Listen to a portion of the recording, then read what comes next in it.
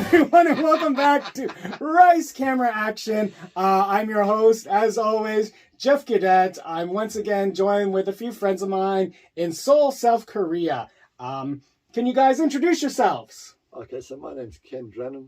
I'm from Australia. Okay. And I'm Brad Curtin, and I'm from Canada. yeah. So I've known Brad and I've known Ken. Well, I've known Brad for a while. I've known Ken probably about 3 or 4 years now. All three of us actually do a multitude of different performance. Like we've done television, dramas, movies. We also do improv and stand-up comedy together, right? Yeah. So I invited them today just because actually we've just overlapped in so many things. I just want to pick their brains about stuff. So, but Brad and Ken actually work together doing a new comedy thing that just for improv that just started this year. Can you guys tell me about it? Do you want to do it? Okay, so Just one step up, okay? it's called Jam Improv Seoul. Okay, Jam Improv Seoul. Now, every Tuesday night we meet between 7:30 and 9:30 Mm-hmm. in a basement bar in Seoul, South Korea. Yep. Seoul, South Korea. Seoul, South Korea. Yeah. And Haebongchan. Yeah, in Haebongchan. And at that time we do improv. We do the games of Okay, improv. like short form improv. Yeah, mostly short form improv. The games and that you might see on Whose Line Is It Anyway? That type of thing. And like, how many people usually come to your meetups to practice? How many would you say? 10 to 15. Oh, okay. It's been slowly growing over time. Yeah. We're very inclusive. We let everyone participate in the games. People can just come and watch too if they want. Okay, great. And everyone can go in the shows too. Yeah, We like to be very inclusive and let everyone get a chance to improve their improv skills. So, would you say you two are like the gurus of Seoul improv? No more guru than you, Jeff. Well, Guru. with age comes wisdom, right? So, because I've known I haven't Brad. seen much evidence of that, but I mean, sounds I met Brad 15 years ago. We were just talking about this. So when we were much younger men and we were more spry and vigor, doing the improv. So, but now that we've time has done its toll on us, we've stepped more into the mentor, and we could just see the whole thing, and we let the younger generation take hold. Right, Brad?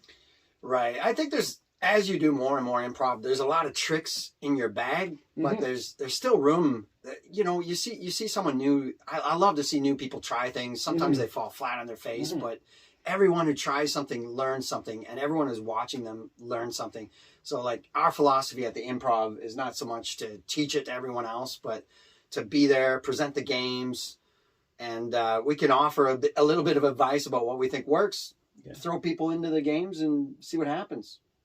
Just throw everything at the wall and see what sticks. Yeah, sometimes that's the way. And when you're in a basement bar, sometimes a lot of things are going to stick to the wall. Yeah, that's part of the fun too. We're out in a bar, and anyone can come in and watch and join the practice. So sometimes you get someone coming in that's like maybe inebriated, or Ken recently put an ad out on.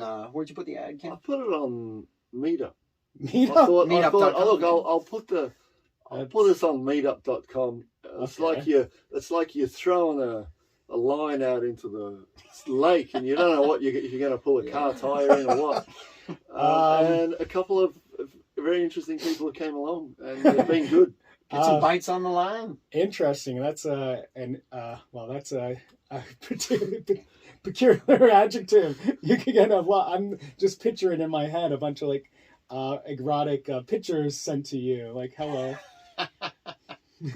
Yeah, I'm into role play. I'm into improv. I think that's the Craigslist ad that he puts out sometimes. Oh yeah. Yeah. Well, one thing I like about Seoul is just the diversity of foreigners and the different styles of comedy and performance that you can see, and it's just a melting pot from everything. Like Brad said, he's from Canada. Him and I grew up about an hour or two apart, but Ken, he grew up on the other side of the world, on the other equator. Do you find that you and Brad's style of humor mash together well? Yeah, it goes together all right. Very different styles. Right.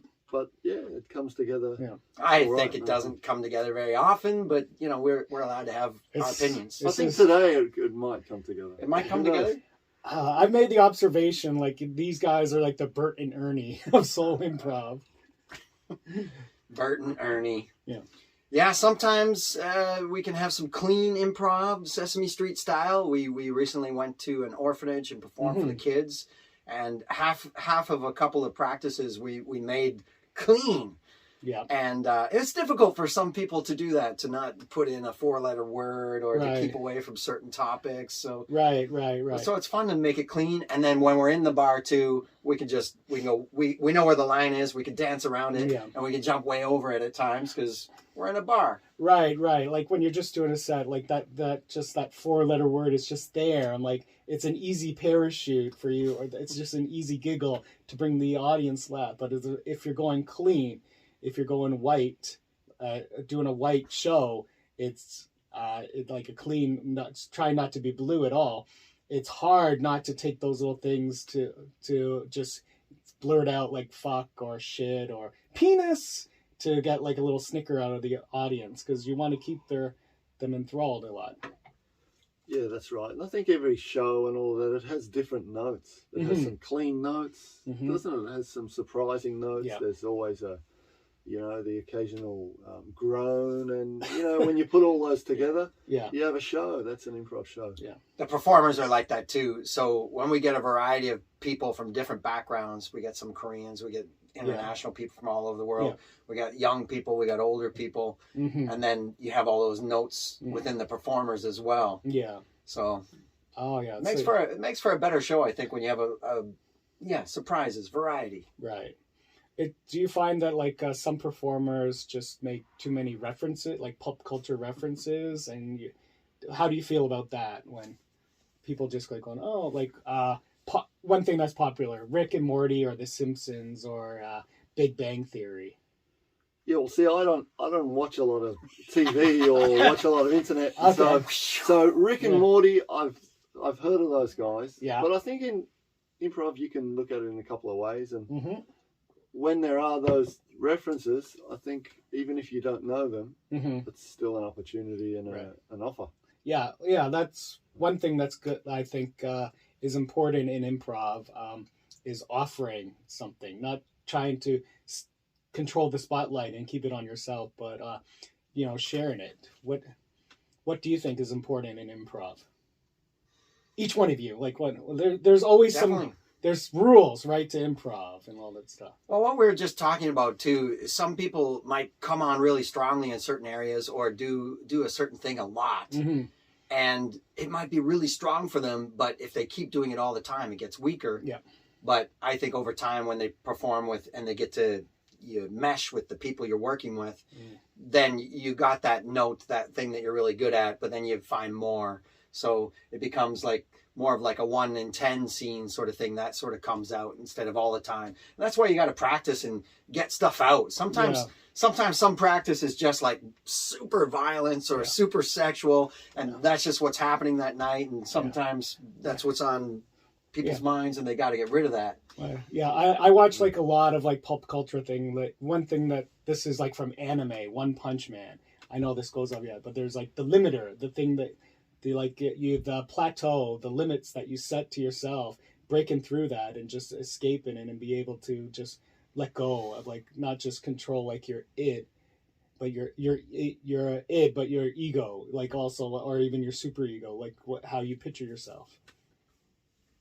Definitely, you gotta let go of your image of yourself. Sometimes some improv I feel great, and then sometimes I'll walk away after a night of improv and go, oh, I was doing way too much of this or way too much of that. And so next time I want to go back and let someone else make the first offer in the scene and go off what their first initial idea is instead of pushing too hard myself, say. Yeah. How'd you guys get started in improv? Before you came to Korea, right? I studied acting and drama in university and at an acting school. And then when Maggie started up the Soul City Improv back in the day, I had joined right when she started. I was like part of the Seoul Players in like my first year in Korea too, and they're still around. They're doing great. Can you give me a quick rundown what the players are? I haven't interviewed one The yet. Seoul Players. What do they play? What do they play? They're doing theater. Do they wear jerseys? They wear jerseys. They're players as in a theatrical sense. The Seoul Players, a theatrical group. Okay. And they're doing community theater. They're doing not-for-profit Okay. plays, Cool. theater here in Okay, Seoul. so I came from Second City in Toronto, so that's where I started, and then I also took acting classes. One of my improv teachers was Mike Myers, Alan Gutman, and he taught me. This is like why I really look up to a lot of improvers, because I had some good teachers, and that really encouraged me, and just try to step out of your circle, step out of your zone. How about you, Ken? What was your break into improv? So my break into improv was Seoul City Improv. Okay. Actually, I'd never heard of improv before. I didn't I didn't do it at school. I didn't know what it was. And then a mate one day, Frank, this American mate of mine, played the saxophone. Okay. And he's like, hey, do you want to come to improv? It's really scary, you want to come and have a look at it with me? And I said, I don't know what that is, but I'll come along. Yeah. And then I came along, and it was a lot of fun. Yeah. When I was going to Second City Improv in Toronto, what actually Second City Improv, they had very entry level courses and beginner courses. And what a lot of people took these courses for was for public speaking or boardroom speaking. So the class would probably be 70-80% just office workers that didn't feel comfortable giving presentations or speaking in front of their colleagues in the office, and they wanted to be more free and fluid while giving their PowerPoint presentation. I didn't know about it, but some similar groups exist here. There's the speech makers or the Toastmasters Club and all that. Toastmasters. Ken's a part of Toastmasters. I have been there a few times, different times. Not in recent times, but they've got some good things going. Yeah. So going back to just I think they have a similar thing. Just get outside of yourself, out of your mind, and just be able to say what's in the moment. One of the biggest philosophies in improv is to say yes, and then yes, and so going to improv itself is like a crash course in life and how to get along and how to in the scenes. You have to learn how to listen. You have to learn when to speak up, make offers, accept offers, and that's basically relationships and how to be successful in life. If you can't listen to others and accept what they're giving you, it's tough to make your way in the world. Yeah, you especially find that the listening really becomes an important thing in improv scenes. And I think those players who are very good and do well are the strongest listeners. Yeah, so we're going back. Brad also said the yes and. I think that's one of the core of improv, because a no is an end to whatever momentum you're trying to build. Well, yes and is also just compiles, and you're able to continue moving forward. Build off those ideas, keep the scene moving forward. The world gets built up in every scene as you move forward, accepting what other people put out there. And then each time someone makes a new offer, then the question is what if this is true, then what next? And it gets better and better as you go. Yeah. Well, so we're all very on a similar plane too, but one thing that Brad does better than me is actually he's a voice actor. He's been, your voice work, do you often bring that to the stage? I think there are a number of ways to build characters. Just making some sort of physical, doing something physical and then seeing how that makes you talk and walk and speak is fun. But another way, of course, is just to make some sort of voice and then see what kind of character that is. As soon as you're vocalizing something, it makes you want to do things with your body. It goes both ways. Yeah. But putting something out there and just trying something and then other people react to it, it's a lot of fun. It's a good way to make a scene, make a character. Ken? Yeah. Yeah, I mean, you've certainly had a lot of different types of characters and different voices, from children to old ladies. How about him? Pay him a compliment. How about his voice? I like when Ken gets angry. He goes, I'm getting angry. He's not. I'm not going to get angry right now. He can never get angry in real life. So when he pretends to get angry is one of the most hilarious things. When he's pretending to, like he's going to boil over, but... He can't show the emotion, he just has to verbalize it. He just verbalizes it and backs up and... Oh, well... That's a wonderful compliment. Seeing someone who never gets angry try and be angry is one of the funniest things you can see in your life. There's a game for that. There's a game for that? What's the game? It's called What Are You Trying to Say? What are you trying to say? Oh, okay. Can you give me a brief rundown of that? Like, there's like two guys and they're in a store or something like that. There's got to be two guys. Like two What guys. are you trying to say, Ken? As in two. It can't be two women. It can't be two people. It can't be two people of opposing genders. They could be like both women. They could be both men. They could be in between. What are you trying to say, Ken? Yeah. And you go, pop, pop, pop, pop. Yeah, so it's an escalation game. And then, how does it end then? Well, yeah, like if Brad's down your throat just like he was, how would... So he'll go... I would go a lot more than that, for sure. And then I would just say, no, I just meant like two people. And then Brad would go, oh, okay. And then he would just go back to whatever action he was doing. Yeah, and then we'd continue talking, and then I'd get ticked off about something. And the funny thing is that these guys, they're just super sensitive people who get ticked off with the smallest thing. Yeah.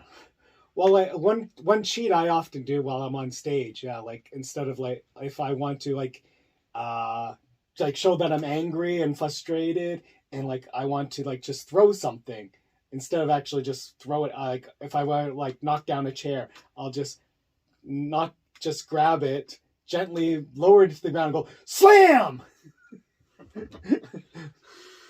Just like that. Very safe way. It's very safe, but yeah, like indicate your anger. I mean, you like that's the 100%. You're at least gonna get the onomatopoeia that you wanted from that.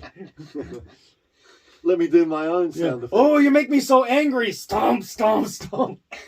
I think that's the thing. You can do anything you like in improv as long as you're having fun. Mm-hmm. And I've seen actors paint the stage by describing something that they're seeing. Yeah. Like they break the third wall for a moment and they do something like that, or make their own sound effects for things they're doing. Yeah. And it all works. You have to, when you're building like an imaginary world and you interact with objects, you have to remember, this is the hardest part too, is if you have to remember what level they are, if they were like at your waist, at your chest, or above your head, because if you go back to that, you have to then also... Yeah, and some people get upset with that, like at the start of a scene, and someone's like mimed a table that's here, and they're doing something on the table, and then someone comes along and walks through their table, and they're like, you just walked through my table. Oh. I like it when someone misses something someone else has set up, and then they can make that part of the scene. Hey, wait! Watch the table. Watch the table. Like, my table. Like, I kind of like that, and like, How'd you walk through my car door like that? Just have to, because the audience knows everything that you've set up, and you got to honor that too. Yeah. Goes back to listening, but also watching. You have to be 100%. Listening with your eyes. Yeah, and it's always an offer. I think if that happens, there's an opportunity for. Yeah, call that out. Yeah. Have fun with it. Yeah. But there's, like people might know, there's like two forms of improv. Brad and Ken and I, we do, when we're doing jam improv, we're doing the short form, right? Which is what you'd see like on television, Whose Line Is It Anyways? Or the other improv shows with Drew Carey. But there's also long form, right? Yeah, we do a little bit of long form sometimes at the end of practice or the end of our show, but we don't do like a half hour or an hour. Yeah. We just do like a 10 to 15 minute long form. Yeah. And usually we'll do a long form where everyone can jump into it. Right.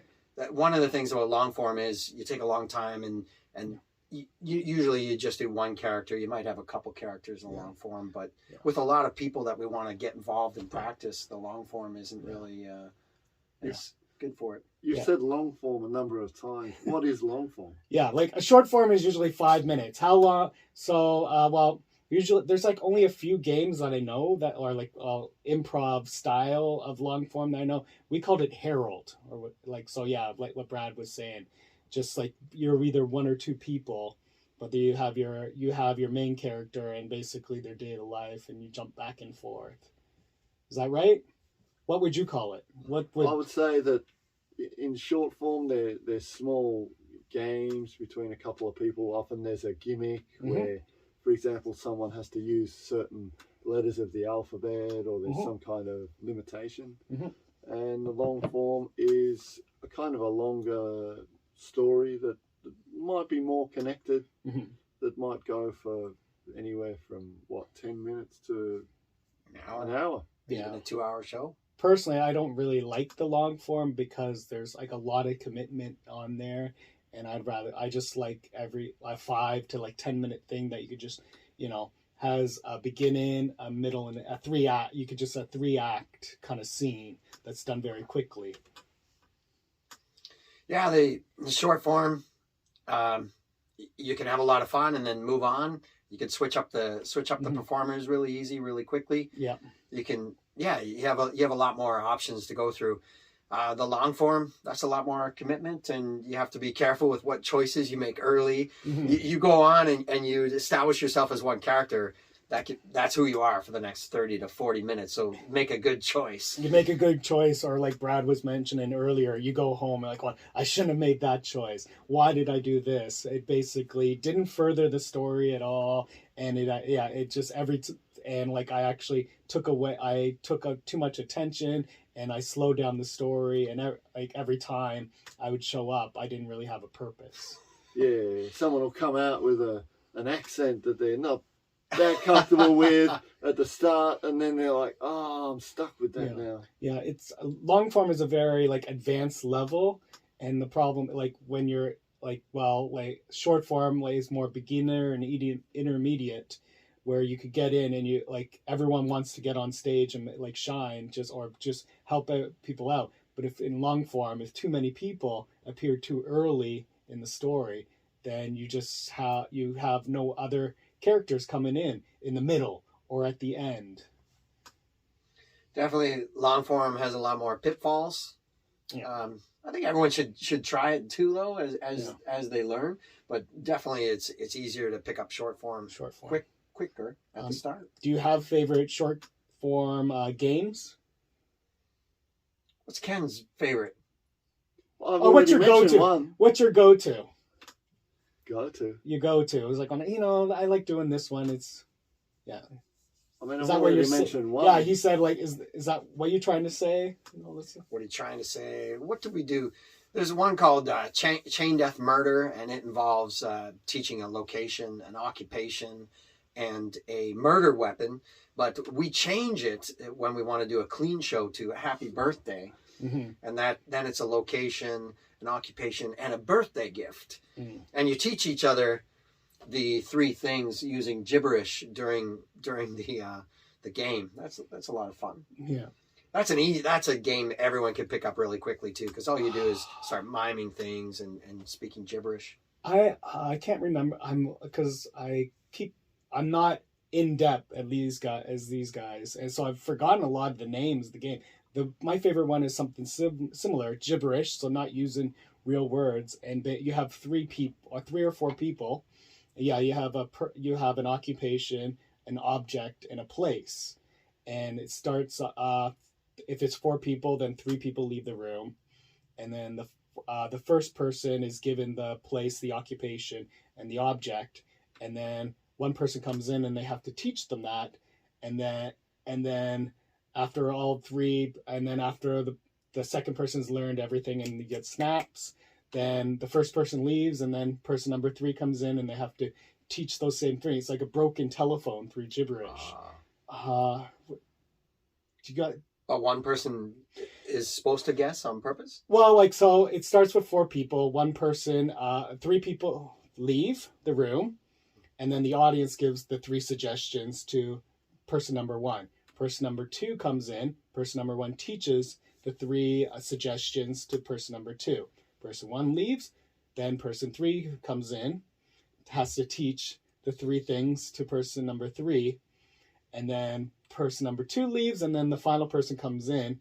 And then after all the objects are kind of learned, and like snaps, or the person like touches their nose, oh, I got it, blah, blah, blah, blah, blah. And then we get up, we bring all 4 people on the stage, and then we go backwards, like on person 4. What was the place, the object, and the occupation? And they make their 3 guesses. Then number 3 does the same 3 guesses, and then 2 does the same 3 guesses, and then finally 1 tells what the audience actually suggested, and it's like the broken telephone game. You discover It's pretty much chain death murder. Yeah. Okay, So chain you'll death murder. describe that in more detail. Oh, okay, Yeah. okay. So I just described chain death murder. Which has been changed to sometimes to Happy Yeah. Birthday. Happy birthday. Yeah. Yeah. So that's kind of a guessing game. There are Mhm. other guessing games like Party Quirks and something Hijacker. Hijacker. Yeah. Yeah, like it's like Return guess. yeah, like when suggestions are given and there's one person that has to make the discovery, and through the discovery the audience also takes pleasure as the investigator is learning all the stuff on the stage.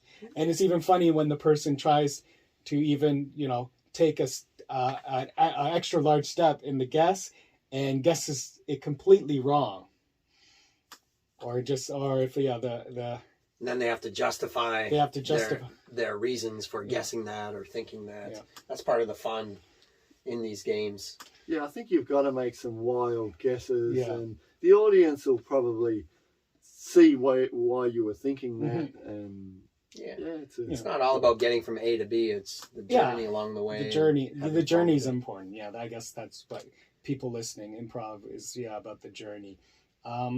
So all 3 of us also do some Stand-up television. comedy. I was going to say also, just keep it on the improv thing. Okay, yeah. Well, we do stand-up comedy too. Do you think it helps with stand-up comedy? I'll let Ken go first. Brad's been on a little I don't want to hiatus. talk too much. I think it does. I think that your approach to improv in Yeah. terms of looking for things as being an offer is something that you can take to stand up. Well, like when I listen to some interviews with comics, their gateway into stand-up comedy too was actually they started doing improv. And I guess like they were in like a group, and like people said, "Oh wow, you're so good, like you stand out." And then they're going, "Have you ever like just audience members suggest you should do comedy? Like you're just so good at telling the story. You're not good at moving or showing your emotion, but damn, you're a good storyteller. You should do comedy." I think they all help each other. If you Yeah. do improv Yeah. and you gain confidence of listening, accepting offers, and Mhm. just being spontaneous in the moment, Mhm. and maybe doing some voices and things like that, that can help your stand-up comedy. Mhm. Your stand-up comedy definitely is helped from that, but also doing stand-up comedy helps your improv. Yeah. You just get more confident being in front of an audience and speaking. They're just so integrated skill, and there's skills from other things like doing the writing too. Yeah. Seeing the structure, writing for the stand-up comedy, and that can help your improv as well. Just seeing how everything works. You do learn like stage presence, like in like the area of a stage through improv, definitely. Just not to like if I did not have my improv background and I was just doing stand-up comedy, I would just be standing there with a mic and not moving around and feeling the flow of stuff. The stand-up comedians that throw in a bit of character, Mhm. and the ones who can react really well to something that the audience gives them, which is an offer sometimes. Often you'll see the biggest laugh of the night is when someone's just reacting to what someone in the crowd has said, Mm-hmm.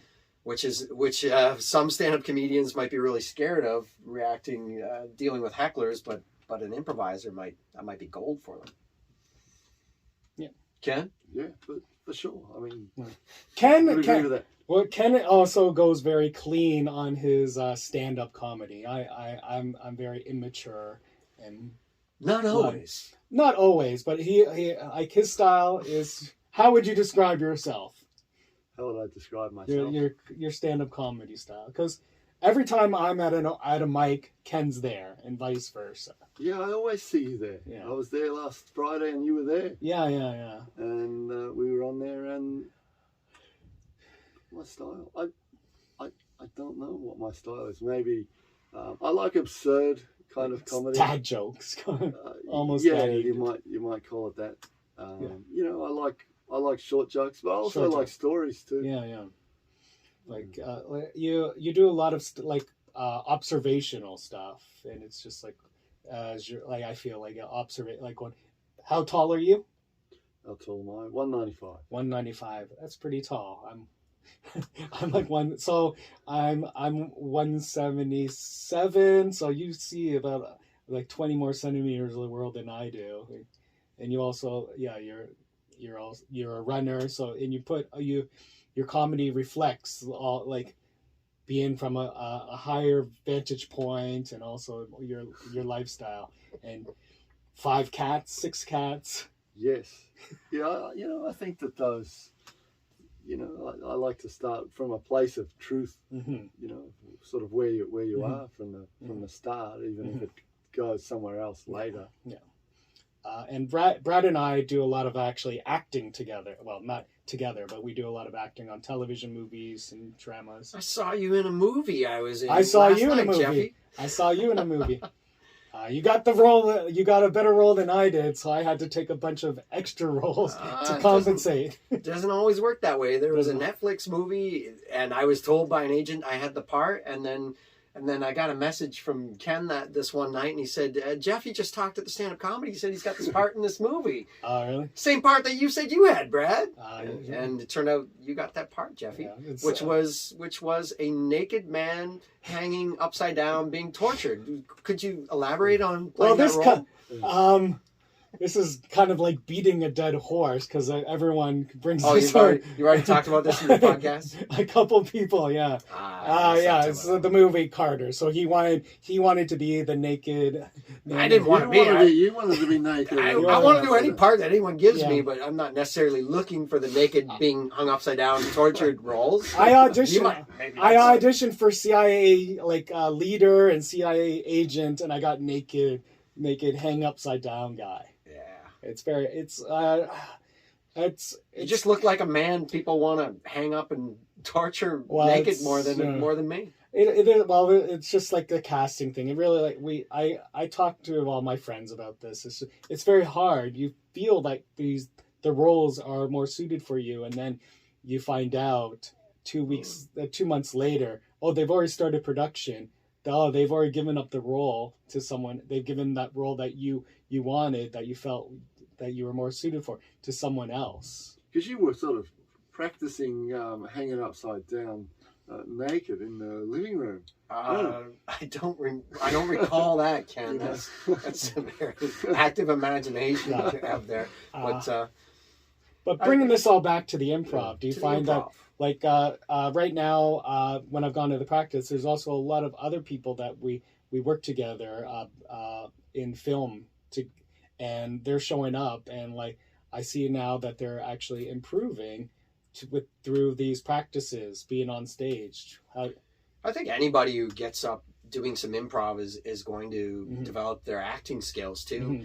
And I think, sometimes your first instinct doing improv is to immediately go for laughs and making huge characters. Mm-hmm. But when we slow down and we find, just like we're talking about, the moments and the kinds of laughs you get in a show, and the types of characters and people you have, I think there are kind of moments you can have in the show too, and they don't all have to be funny. Yeah, it's actually great to have love and intensity and quiet and noisy, having all these different moments and scenes and games, and then it makes the laughs even better when they come. Well, yeah, what I was saying, I find that actually the improv helps with the film, with you being more comfortable on a film set. Because I see there are in Korea, there are people that are trying to pursue like an acting, a performance career, and there's people that are might just have a certain look, but they don't have the talent and they're very stiff. You can get asked to do anything on set, spur of the moment, especially when you're out doing advertisements and things like that. And if you're doing improv and you just say yes and you start doing almost anything at all based on what your ideas and what other people's ideas are, and you get used to being spontaneous, being able to improvise on set when a director asks it of you, that's a definite skill. It does help, so when I'm on set and I'm told my character, like just through the improv, okay, what's this character? How does this character move in this location? I guess I'm a little bit more fortunate than you because I could speak Korean, but when you're on set, do you get a lot of feedback from like the director or the staff saying, no, do this action, we want you to do this action or not? Like usually I just listen to the directions and I can picture through my improv training, knowing like going, okay, behave this way or be more like trying to do a natural movement of this character. I don't get a lot of feedback. How about you? There's not on it. The bigger the picture, the more money, the more specific they are, and the less time there is to direct someone in a scene, especially if there's 4, 5, 6 actors. Yeah. All you can do is whatever you get, work with that the best you can. Try and improve on it a little bit, but not to go too far outside the box because you don't want to ruin whatever they're doing. But if they say pick up the phone and talk on the phone, you can find something to do around that, but without. Bradley, time out. What's that? Pick up the phone. Oh. Improv. Improv lesson number 1. You never pick up a phone like this. Why? Oh, I thought we were doing a podcast here, Jeffy. Oh, but you never pick up a phone like this. Why? Why is that, Jeffy? Because if you want to give it to someone else, how do you give your hand? Oh. Okay, hello. Yeah. Now it comes across as fun. You have to, the object. It's a good something for the improv purist over there. The man from Second City. Yeah. Yeah, some people are concerned. Some people are concerned about this, and concerned about this too. Yeah. Concerned about this. Yeah. But I know it's like it's just a thing, but if you just. I'd rather see someone make an offer with a phone or a gun like this than not make the offer. I know, it just I guess we from can point that out to the purist of me. I was like, when you never actually use your hand, you hold the object, you never use your hand to make the object.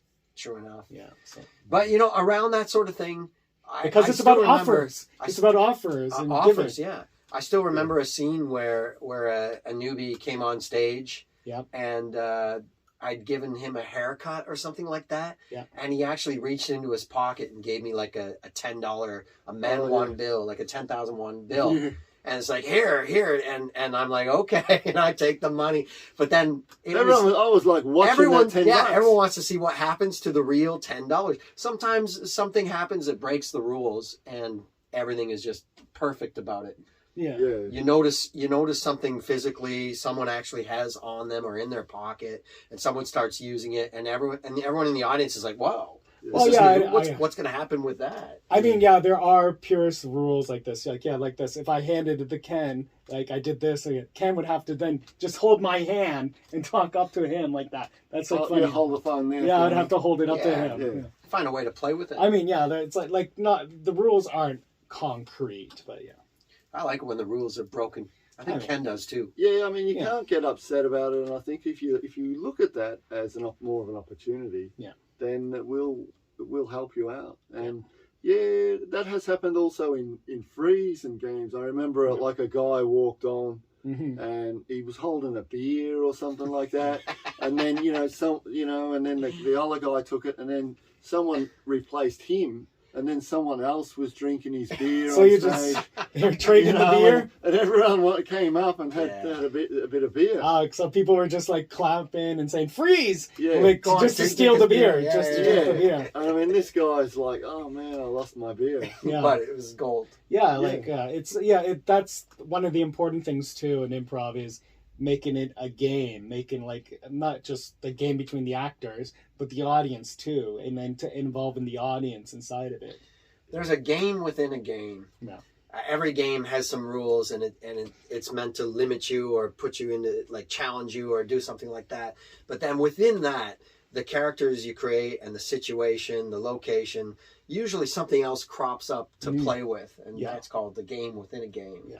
I like the game within a game, don't you, Ken? You've always got to find the game within the game. Yeah. That's the game, to find the game within a game. I mean, the game within the game is, I think, what improv's all about. Yeah.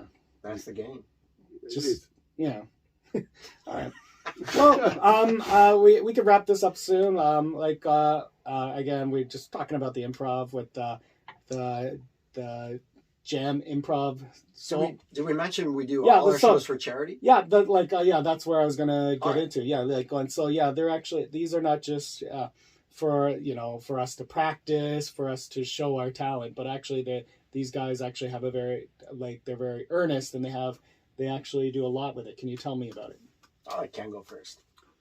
Yeah, well, one of the things we do is every month or two is we put on a show, and as we mentioned before, the people who came along to the jams are in the show, whatever their level, however good or bad their level might be. They can come along and we'll all enjoy it together. Yeah. There's sort of there's no tears or anything like that. Yeah, but also there was in October, the start of October, you guys did a show for which charity? I think the first one was for the Guanacu flood victims in fall here in Seoul. There was terrible torrential rainfall, and a lot of poor people lost basically everything, just like a fire. Their homes were flooded, especially if they were in the basement, some apartment buildings. They lost everything basically. So our first show was to help out the flood victims. Doing the shows for charity, it's not about money. It's all good. Everyone's coming together to do improv and practice improv, to be happy, to enjoy their lives, to develop a skill together and learn and grow. Yeah. And then when we do the show, everyone gets to come together in like a cohesive spirit of just helping others. So everyone that comes to the show, you might pay $5 or $10 for the show, but then you're going to feel good. You've helped a cause, and everyone's just feeling good doing improv, enjoying their lives, and helping other people at the same time. So yeah, you had a show scheduled actually in November too, but it was unfortunately canceled, as we know, because of the Itaewon tragedy. But you were still able to help that charity. Can you tell me?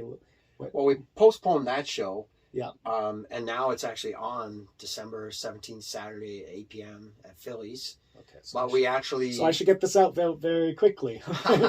But we actually went to the orphanage to perform for the kids. We were planning on giving them the donation that day and doing a little show for the kids. Ken can tell you how it went.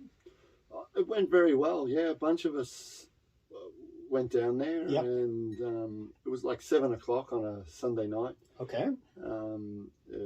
Down in Sudang. Yeah, an orphanage down in Sudang. And yeah, I mean, when we got there, they got all of the kids ready. Basically, there was about 60 or 70 of them. It's a lot of kids. There's a mom's organization. There was. Okay. That brought... some people who we worked with to set that all up. They came along and they made a basket of snacks and candies for everyone, for each kid. And so at the end of the performance, when they went back to their room or bed or whatever, and they all got a package. They all got candies. They got so much. They got like a gift package of snack food and candy and stuff. Oh, the kids were so happy during the show too. We just made everything like really physical. We did like the game you were talking about before. Okay, Chain Death Murder. Gibberish. Yeah. But we did Happy Birthday that time. Okay. And actually, there were 2 kids who actually was their birthday. We had T-shirts for them. So those kids were stars that night. Cool. We did like really physical, fun games. The kids had great. We had the Korean improvisers who are part of our group do a game in Korean. And then actually at the end of the show too, we even invited the kids to come up and do some improvisation with us. which usually ended up with boys all running up on stage in a big group, and then when we say action, they all start taekwondoing each other. We have to say freeze again really quickly before it turns into utter mayhem, but it was great fun. Yeah, that's the thing in the shows, and you do that one, and often not many people want to come up. I was like, I don't know if anyone's going to want to come up on the stage and get into it with us. Mm-hmm. And there was a flood. There was a sea of kids wanting to come up. Oh, good. And they got into it. We did an animal guessing game at the end of the show, too, where we acted out a few animals and got kids to guess and gave them a little prize. Mm-hmm. And then we started to invite them up to be the animals. The first time there's like 3 or 4. The next time there's 5 or 6. The next time it's like, whoa. Because like 10 kids are coming up on stage at a time. Like, too many kids. Every kid wanted to be up there and do the animal. Everyone wants to be part of the excitement. Made some great moments, and hopefully we gave them some happiness that night. Well, that's awesome to hear, guys. Is there any way, like, for people to find out more about this, a website or Instagram, social media? We've got all those things going pretty much. Where can they find you? Where can they find you? They can find us at Jam Improv Seoul on Instagram. They can search Jam Improv Seoul on Facebook. And I heard a friend of ours named Toby has actually started TikTok. Because everybody knows the future's at TikTok. Yes. And if people want to take part in the practices, what should they do? They should just show up. Show up, yeah. Like the time, place, where, details.